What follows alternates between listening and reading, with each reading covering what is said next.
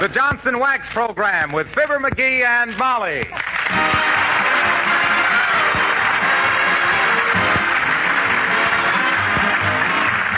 The makers of Johnson's Wax for home and industry present Fibber McGee and Molly, written by Don Quinn, with music by the King's Men and Billy Mills Orchestra.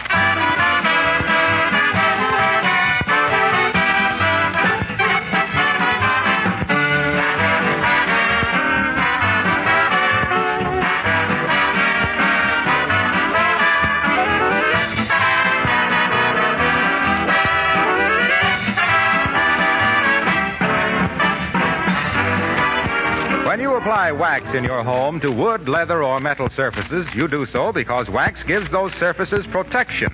It also gives them beauty, but its primary purpose is to protect them against wear, dirt, moisture, and corrosion. And because you can reapply wax whenever it's needed, you give these surfaces nearly permanent protection. It was very natural that your experience with Johnson's Wax should lead directly to the use of special wax finishes for many kinds of war materials. I won't try to tell you what they all are, but they include many surfaces made of metal, wood, leather, and rubber. And here again, the wax is used for protection of vital materials. You might be interested to know that even paints were developed that actually contain wax, called Johnson's Wax Fortified Paints. During the war, these have been greatly restricted, but they will again be available for industry, institutions, and products after the war. It's partly your use of Johnson's Wax on floors, furniture, and woodwork that has led to this increased usefulness of wax in war.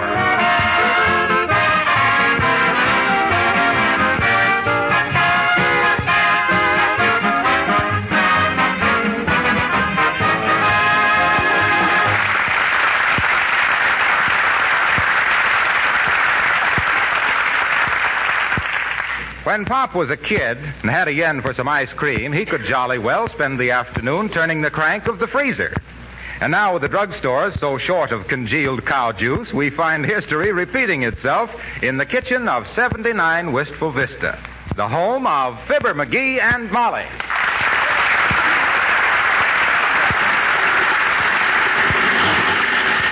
I'll be glad when that ice cream is frozen, McGee. That thing makes too much noise. What? I say that thing makes too much noise, dearie. Wait a minute, I can't hear you. What'd you say? I say that thing makes too much noise. Oh. Don't you think it ought to be about done? What's that? I say, don't you think it's about frozen? Wait a minute, I can't hear you. What'd you say? I say, don't you think it's nearly frozen by now? My gosh, it ought to be. I've been cranking this thing for 3 hours. I know, dearie, you must be. What are you waving your hand at me for? I'm not waving it. It's doing that by itself. I've been turning that freezer so long, even my wristwatch has got a dizzy look on its face. Well, you're the one who wanted the ice cream, sweetheart. Nah, why can't I control my appetites? Must be the beast in me. Whew, boy, am I tired. Well, I didn't make you turn that freezer, McGee. You wanted some ice cream, and the drugstore's always out of it, so I just said, why don't you make some? Yeah, it's a good thing I didn't get hungry for some Roquefort cheese. You'd have suggested I go out and milk a goat. Now, look, dearie, don't blame me now. I know. I brought it on myself. I know. I just got a sudden urge for a chocolate sundae or something. Gee whiz, I don't know why. Hey, what are you going to do? I'm going to put on my apron and turn that freezer for a while. I'm getting hungry for some ice cream myself. Oh, no. I'll do it, Molly, huh? I'm rested now. Well, I just assumed. No. This is man's work. I wonder where I could get a man. You know, it should have been frozen long ago. Are you sure you followed the instructions? Sure I did. Well, you got me all puckered up for a chocolate sundae now. Are you sure the drugstore hasn't got any ice cream? I'm practically certain. Well, I wish you'd call them and see, just on the off chance, you know. Okay. And if they haven't got any, I can go back to cranking this doggone blister factory. Hand me the phone. Here. Thanks. Hello, operator. Give me Kramers drugstore on the corner of 14th and... Oh, is that you, Mert? Oh, dear. How's every little thing, Mert? What's that, Mert? Oh, my gosh. That was tough luck, wasn't it? Oh, dear. Went flat right in front of the post office, eh? Mert's tire? No, Mert's sister. She was singing at a bond rally.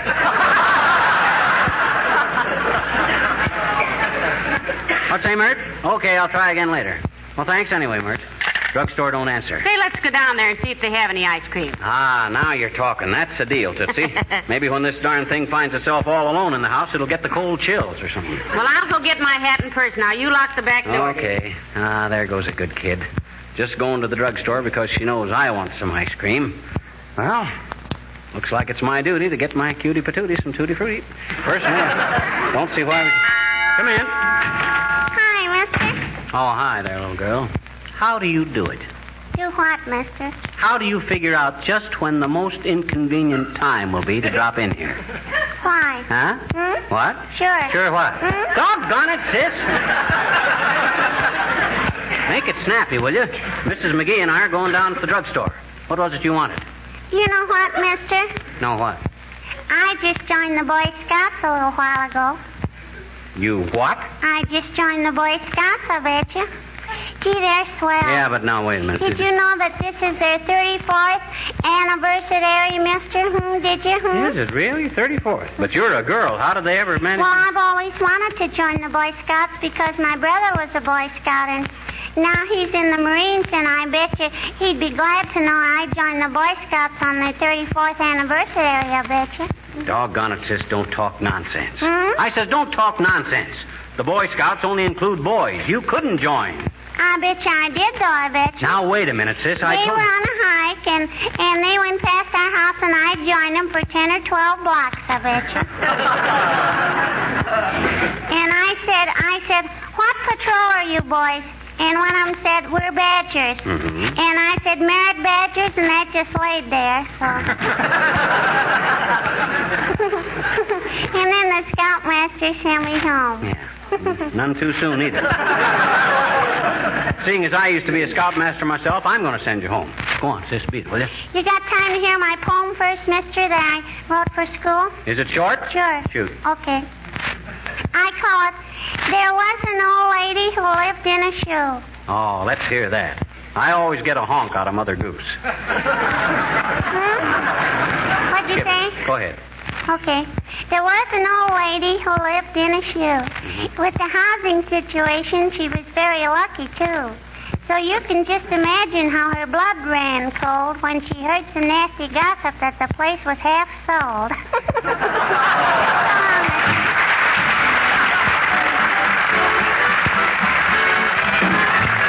Billy Mills and the orchestra playing Sunday.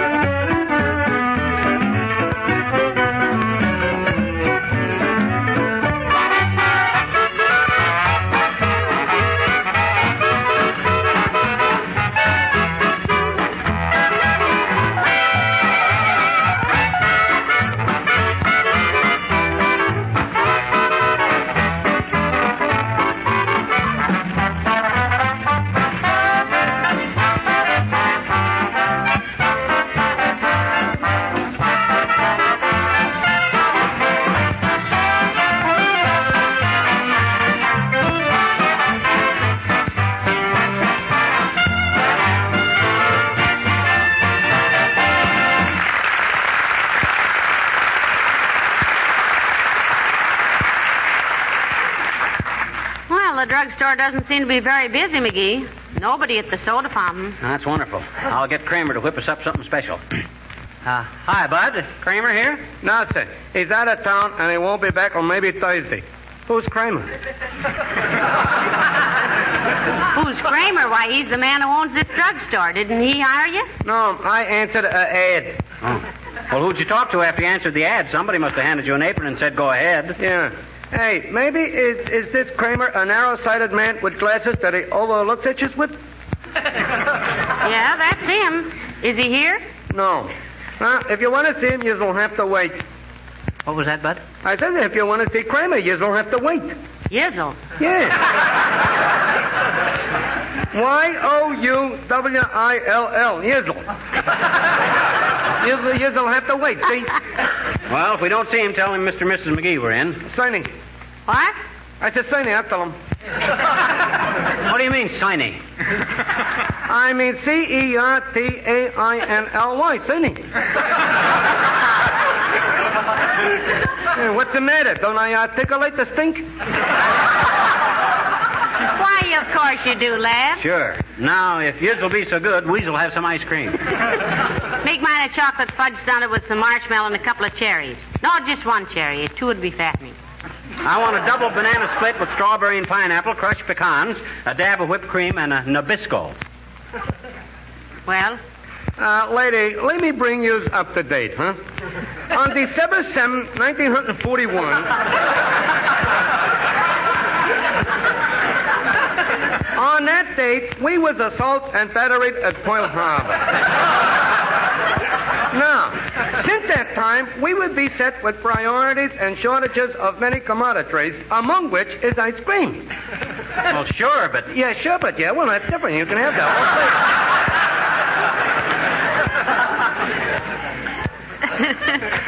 Well, what flavors have you got, lad? whole thing. Lemon. And you'll have to wait for that. Why? Well, because the Sherbet Company had not yet arrived with our daily allotment. He might even bring some ice cream. If you'll stick around a while, I'll see you took care of it. You'll what? See you took care of it. Careos. Carrot. Oh, okay, Bud. Well, come on, Molly. Let's look around till the ice cream man gets here. All right, I want to see if I can get some bobby pins and facial tissues and some... Hello there, Mr. McGee. Hello, Mrs. McGee. Oh, hello there, Alice. Hello, Alice. Are you shopping? Yes, I always come to Kramers drugstore because they carry my favorite perfume. Now, what is your favorite boy bait, Alice? Well, it's a French perfume called Embrassez-moi, ma fou. Oh, meaning what? Kiss me, my fool. Who, me? No, that's the perfume, dearie. Oh. Don't be so self-conscious. Oh. Of course, if I can't get Embrassez-moi, ma fou, I try to get C'est tout frère. Say, what does that mean? That's all, brother.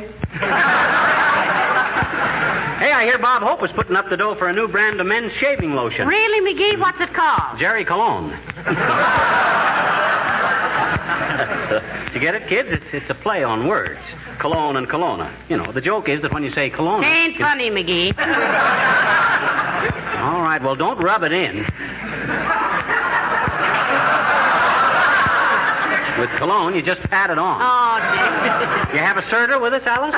No, thank you. I got out of the habit of ice cream because my boyfriend hated it so much. He did, Alice? Why? Well, he was a newspaper columnist, and he said he simply couldn't sit there and see other people getting scoop after scoop. Oh. Well, bye now.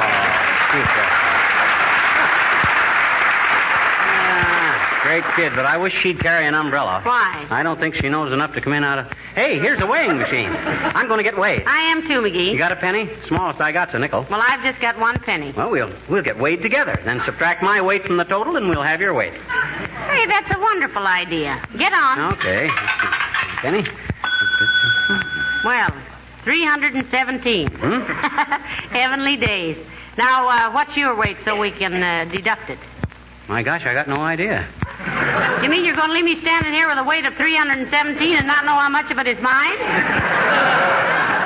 Well, I'm in a liberal mood. Let's say I weigh 235. Well, let's see now. That'd make my weight 82 pounds. Yeah. Well, isn't that wonderful? Now I'll have to get all new clothes. Hey, wait a minute. I merely... Oh, there's Wilcox. Hi, Junior. Hello, pal. Hello, Molly. Hello, Mr. Wilcox. Say, I'm glad I ran into you folks. Will you, one of you loan me a nickel? I've got to make a phone call, and I haven't got anything smaller than a 5. Oh, here you are, Junior. Let me take your fountain pen, Molly. What for? Well, Wilcox can write me an IOU on the back of his business card. Oh, for goodness sakes. Can't you trust a friend like Mr. Wilcox for 5 cents? Well, gee whiz. Wait a minute. He's right, Molly. Business is business. You betcha. Will 6% interest compounded semi-annually be okay, chum? Oh, make it 5%. Let's keep it friendly. Make it 5.5. I don't want you to lose anything. No. Make it 5 even. I'm no loan shark. This is just a personal thing. Isn't he a sweet guy, Molly? Give you the shirt off his back. Yes, and all he asks in return is your coat and pants. Oh, yeah, well, if business-like methods don't appeal to you Be guys... quiet now. Mr. Wilcox wants the telephone. Excuse me a minute. Let's see, what's wrong about me? I never loved me anyone. I got these things. Hello? Hello, honey horsey. This is Sugar Doggy. Oh. Get a load of the... Quiet. Yes. Sugar Doggy will be home to have din-din with his little honey horsey boojum.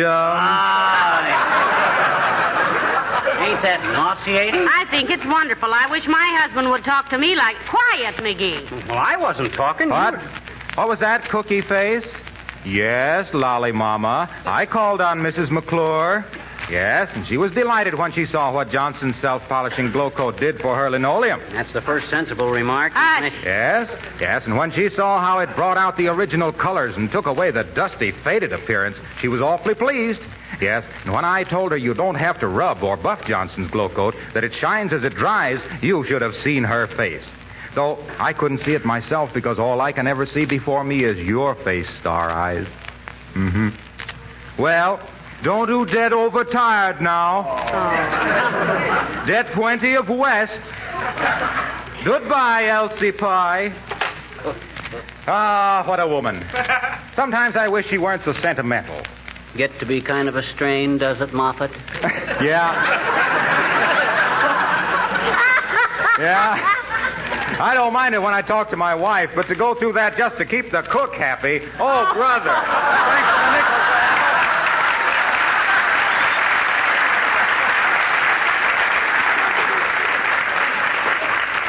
Heavenly days, what a line to hand the cook. Is help that hard to get? Well, I wouldn't know, dearie. We just have a small domestic staff named Mrs. McGee, remember? No, Hey, I wonder if the ice cream is here now. Hey, Bud, the ice cream come yet? Not that. You'll have to be patient. Ah, yes-el. The longer I wait for that ice cream, the hungrier I get for it. Me too. I think I'll play the pinball machine till it gets here. Let me know when it comes, All right. I'll go see if they have any bobby pins. Oh, pardon me. Oh, that's all right, ma'am. I guess I was just... Oh, for goodness sake, it's Mrs. McGee. Why, hello, Beulah. McGee, here's Beulah. Oh, hi, Beulah. Good day, sir. Does you mind if I ask you a question, ma'am? Why, sure. What is the question, Beulah? What's a pickle? A perkle? Mm-hmm. Why, I don't know. Where'd you hear of it? Well, ma'am, the clerk over there, he mentioned it. Miss Toop sent me over here to see can I get us a new coffee pot, and the man tell me no, but later we can get us a pickle. Didn't he say you can get a percolator? Yes, but I ain't spend Miss Toop's money for nothing. I don't know what it is. And I sure don't know from pickles. Oh, it's a percolator, Beulah. That's just a coffee pot where the coffee bubbles up and percolates down through. Well, for goodness sake. Oh, they sure do throw a lot of eggshells out of work, don't it? Well, there can't be any complaint about coffee made in a percolator, Beulah. Why not, McGee? No ground. Oh, no ground.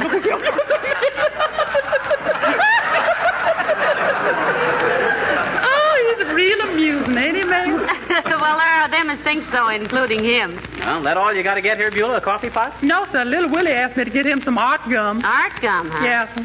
Though I don't know how that child can stand that stuff. I tried to chew some of it, and it tastes terrible.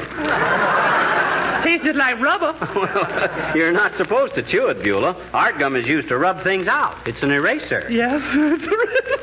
That sure is all it's good for till it gets a little flavor into it.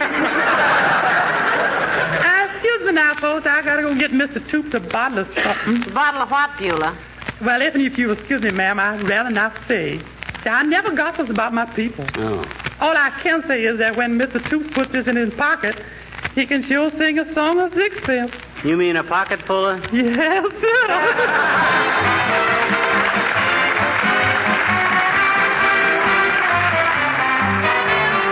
The Kingsmen sing Billy Boy. Where have you been, Billy Boy, Billy Boy? Oh, where have you been, charming Billy? I have been to seek a wife, she's the joy of my life. She's a young thing and cannot leave her mother. Did she bid you to come in, Billy Boy, Billy Boy? Did she bid you to come in, charming Billy?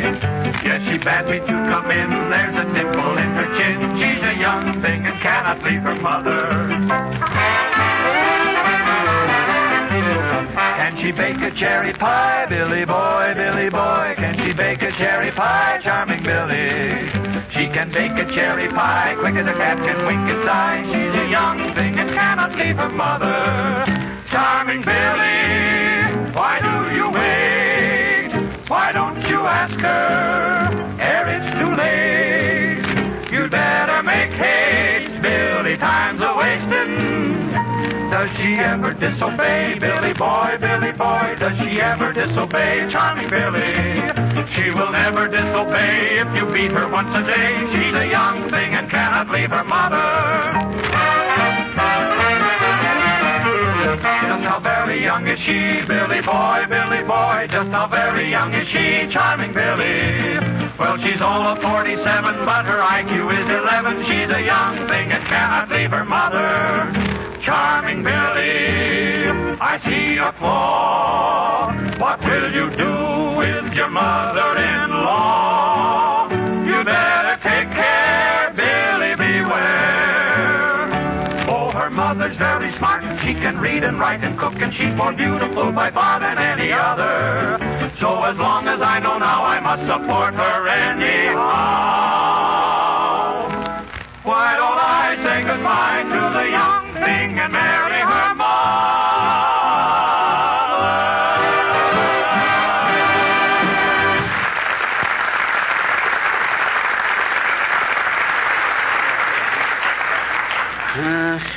McGee, I just asked the boy, and the ice cream hasn't arrived yet. Shall we wait?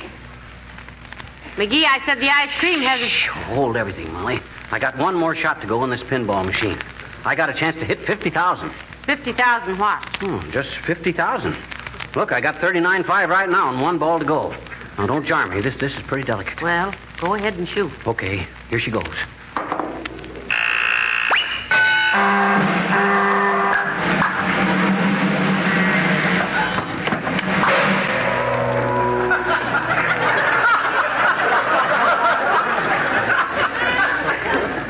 Shucks, I missed. Heavenly days, the way those lights were flashing, I thought you won $1,000, been elected president, and got a pound of butter. Look at that score. Miss getting 50,000 by 75 points. Now I can't play another game free. That's disgusting. Gee whiz. Oh, there. Good day, my friends. And how are you this fine January day? Hello, Mr. Wellington. And it isn't January. It's February. Yes, I know. But according to my morning's mail, comprised of notes from several creditors, I seem to be a month behind. And what, may I ask, are you doing in this apothecary? I might even say apothecash and carry. Shop? Well, we got hungry for some ice cream, Mr. Wellington. We're waiting for the next delivery. We saw an ad in the magazine for a chocolate soda, and we decided... Excuse me, McGee, but you dropped your hat there. Oh, thanks. Ladies and gentlemen, we're gathered here this evening in the best interest of our charming community, Wistful Vista. It has been said, and with some justice... Hey, cut it out. Stop it. Where am I? Oh, thank you very much, my good fellow. What on earth was all that about? Oh, didn't you know? Wellington makes a speech at the drop of a hat. Pick the line up, that's all. Well, how are you otherwise, Wellington, old man? Oh, splendid, my dear fellow, splendid. I missed you at the Chamber of Commerce luncheon last Wednesday. Well, he was there, Mr. Wellington. Oh, I know, my dear, I know. But in the festive spirit which prevails on those occasions, I was throwing breadcrumbs at my fellow members, and I missed your husband. I think we ought to have more dignity at those meetings, Sig. Yes, McGee thinks everybody acts pretty childish, Mr. Wellington. Oh, really? To me, the boyish exuberance displayed at those affairs is delightful and charming. Remember what the poet said, roll me some corn silk, give me a light, make me a child again, just for good night. What a tragedy. Hey, look at all the people at the soda fountain. Is the ice cream here yet? Heavenly days, I hope so. We'll ask the man. Hey, Bud, is it here yet? No, sir. You'll have to be patient. Oh, okay. Good old Yizzle. He's watching out for us. Although if the ice cream... Oh, hi, Doc. Hello, McGee. Hello, Molly. Hello, Dr. Gamble. My goodness, we're meeting everybody we know in here today. Yeah, what did you want to see the druggist for, Aerosmith? Want to get some hair tonic for a rundown rabbit? Don't reach for 'em, Pudgy. Remember, brevity is the soul of wit, and brevity means short, and short means not long, and that's how I can take your alleged humor. Not long. Will you join us in a soda or something, Dr. Gamble? We're just waiting for the ice cream to be delivered. Doc probably won't like to eat sodas, Molly. He's so recently off a load of hay, he hates to be seen with a straw in his teeth. Frankly, I don't care much for ice cream, folks. And as a doctor, I have to be careful, you know. Can't have people nudging each other and saying, there goes Doc Gamble under the influence of a raspberry soda. You know, McGee tried to make some ice cream at home, Doctor, but it wouldn't freeze. Yeah, you know, I love ice cream, Doc. You know what I'm going to have when it gets here? I'm going to have 2 scoops of ice cream, 1 chocolate and 1 vanilla, with a sliced banana, a heap of crushed walnuts, strawberry and pineapple sauce, some marshmallow, and whipped cream, and a cherry on top. Now I understand. You understand what, Doctor? Why the top of a soda fountain is usually a marble slab. What's the matter with you, McGee? What you mean? At your age, you ought to have more sense than to cram that adolescent junk into your middle-aged middle. Remember, you're no longer a high school athlete, if you ever were, which I doubt. Oh, don't be such an old fuddy-duddy, you big tummy tapper. Trouble with you medical nervous Nellies is you don't think anybody ought to eat anything but eggs and milk. If we left it to you, the human race would be mooing and cackling in 2 generations. Oh, now, well, boys, you'll be mooing in your own generation, you bull-headed little maverick. Well, you've got less sense than change for a nickel. And if you call me up in the middle of the night tonight and tell me you're dying, Okay, folks, the ice cream is here. If you'll take seats at the fountain. McGee is here. He's here. Come on, Doc. Oh, thanks, I don't want any. Come on, dearie. Take it easy. Here, Molly, here's a stool. Where's Doc? I don't know, dearie. I lost him in this Hey, truck. Doc, where are you? Hey, Doc. Well, come on, Molly, squeeze in here. Heavenly days, what a rush. Ah, well, we made it anyway. Now, hey, Bud, give me 2 scoops of ice cream with chocolate and pineapple. Sorry, mister, you're too late. Too late? Yeah, you just sold the last 2 scoops to the fat guy at the end of the counter. What the... My gosh, Doc Gamble, the guy that don't like ice cream. Why, that dirty chiseling... Let me get my hand.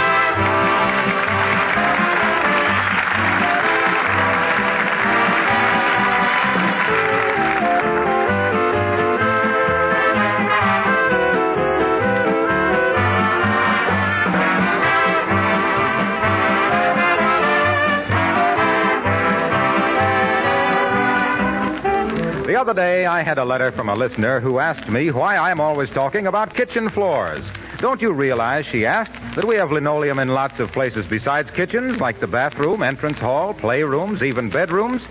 Well, of course, I do realize that. And everything I've ever said about the value of Johnson's self-polishing glow coat for kitchen floors applies equally well to every linoleum surface. Linoleum in the bathroom or entrance hall actually gets almost as much hard use as it does in the kitchen. It's exposed to moisture and wear and dirt, so it needs continual protection. You want it to look its best, to be easy to clean, and you certainly want to save yourself work. So there you have 1, 2, 3 good reasons for using Johnson's Glow Coat on all these floor surfaces. Glow Coat takes practically no work because it needs no rubbing or buffing. It's self-polishing. You simply apply and let dry. Glow Coat itself does the rest. And the regular use of Glow Coat will make your linoleum last 6 to 10 times longer.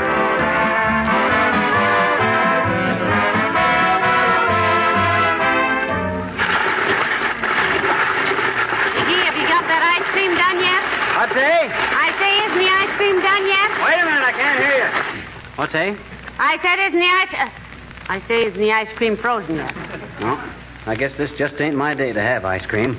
I followed all the directions, too. I don't know what's the matter with it. Put in the eggs, milk, cream, sugar, vanilla, and...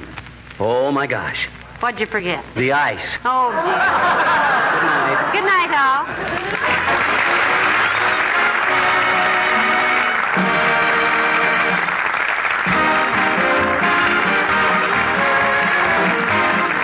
The character of Mr. Wellington heard on this program was played by Ransom Sherman. This is Harlow Wilcox, speaking for the makers of Johnson Wax for Home and Industry, inviting you to be with us again next Tuesday night. Good night. This is the National Broadcasting Company.